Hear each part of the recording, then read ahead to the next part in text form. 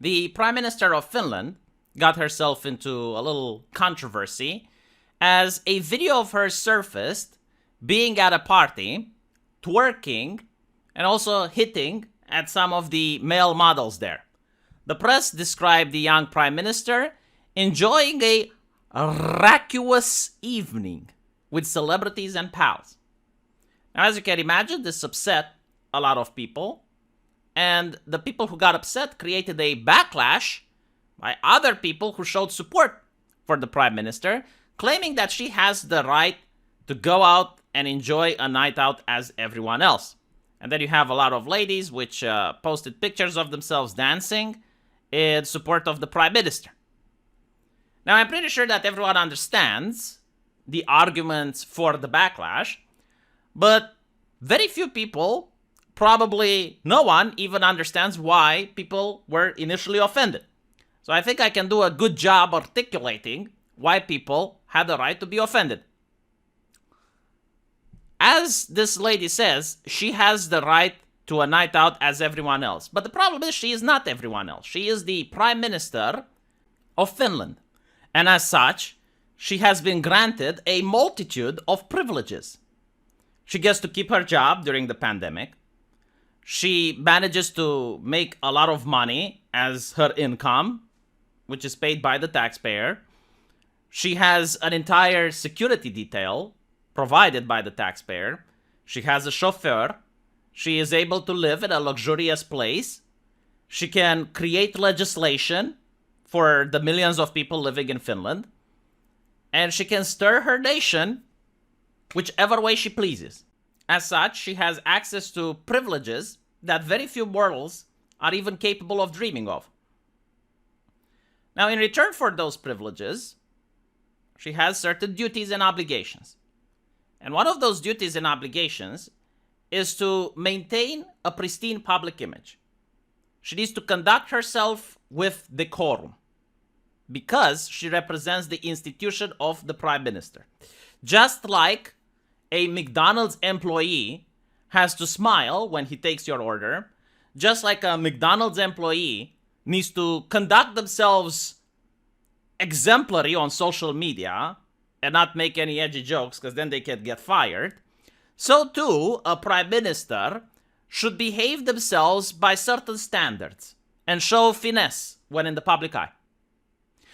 Now, these standards are set to remind the politicians and the people in privileged positions that they are not gods, that there are still rules and regulations that they need to abide by. Because otherwise, there is no difference between a politician and a mob boss. The mob boss asks for protection money, and then they can do whatever they want, because they're the mob boss.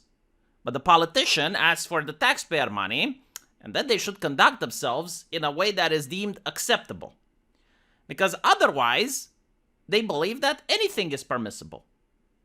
And it seems that we are moving to a more forward-thinking society, a more progressive utopia where there are no more standards or expectations from our politicians.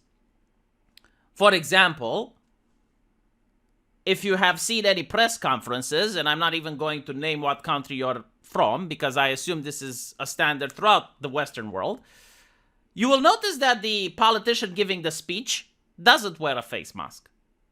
But everyone around him, all the aides, all of the reporters, all the staff, they cover their face. I don't know if anyone can explain to me the science of that, or what exactly must I do to be in a similar position where I can also force the people around me to cover themselves up, but I get to just show my face in public, because that is an interesting thing, right? In other words, like, they're not even trying to show that they are as everyone else. So if they are not as everyone else, then they need to be held to different standards. But we notice that that's not the case. Again, the McDonald's employee needs to show diligence when navigating social media. Because if he says anything problematic, he can get fired. But Justin Trudeau, the Prime Minister of Canada, can wear blackface, can do cultural appropriation, can say racist stuff. Nothing will happen to him. Because He is not like everyone else. I guess if you want to say edgy stuff, well, you should become the prime minister. So, to look at the backlash, I don't think this lady gets it.